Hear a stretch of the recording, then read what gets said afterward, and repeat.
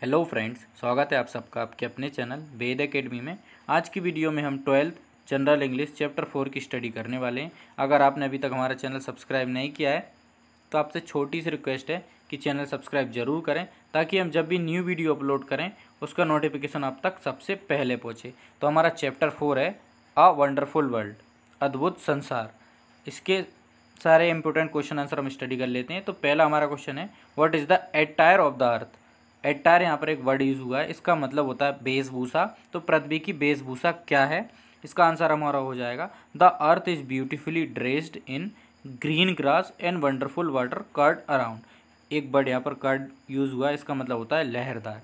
तो इस पूरे सेंटेंस का मतलब हमारा हो जाएगा पृथ्वी हरी घास की पोशाक पहने हुए है और शानदार जल उसके चारों ओर लहर ले रहा है।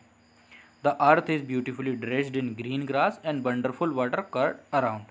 नेक्स्ट हमारा क्वेश्चन है, which actions of the wind are described in the poem. Action मतलब होता है कार्य, डिस्क्राइब्ड यानी दर्शाना। तो इसका मतलब होगा हमारा इस पोएम में हवा के कौन कौन से कार्य दर्शाए गए हैं। इसका आंसर है in the poem 3 actions of the wind are described. इस पोएम में हवा के 3 एक्शंस दर्शाए गए हैं, 3 क्रियाएं दर्शाई गई हैं, 3 कार्य दर्शाए गए हैं। It shakes the trees, shake मतलब होता है हिलाना, तो इसका मतलब हो जाएगा ये पेड़ों को हिलाती है। वर्ल्स द मिल्स, बल्स मतलब होता है घुमाना, मिल्स यानी पवन चक्की, पवन चक्कियों को घुमाती है।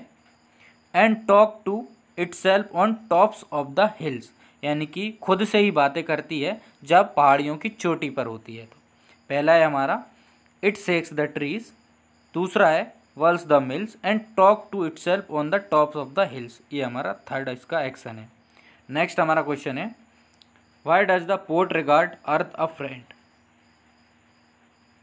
यानी कि जो हमारा कवि है वो पृथ्वी को मित्र क्यों मानता है। तो इसका हमारा आंसर है the poet regards earth a friend because it gives us water food and place to live. कवि पृथ्वी को मित्र मानता है क्योंकि यह हमें जल, भोजन और निवास हेतु स्थान देती है, यानी रहने के लिए जगह देती है।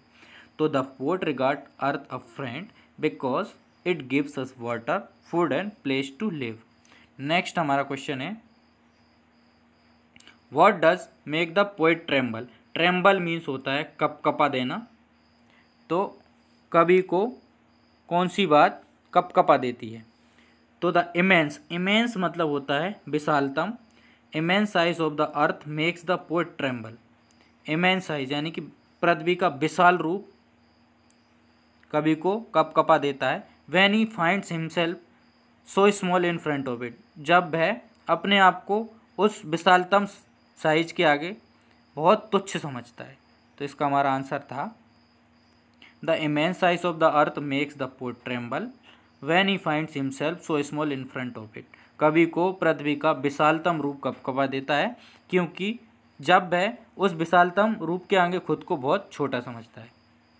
नेक्स्ट हमारा क्वेश्चन है, what makes the poet think that man is God's greatest creation. Greatest मतलब होता है महानतम, क्रिएशन मतलब रचना।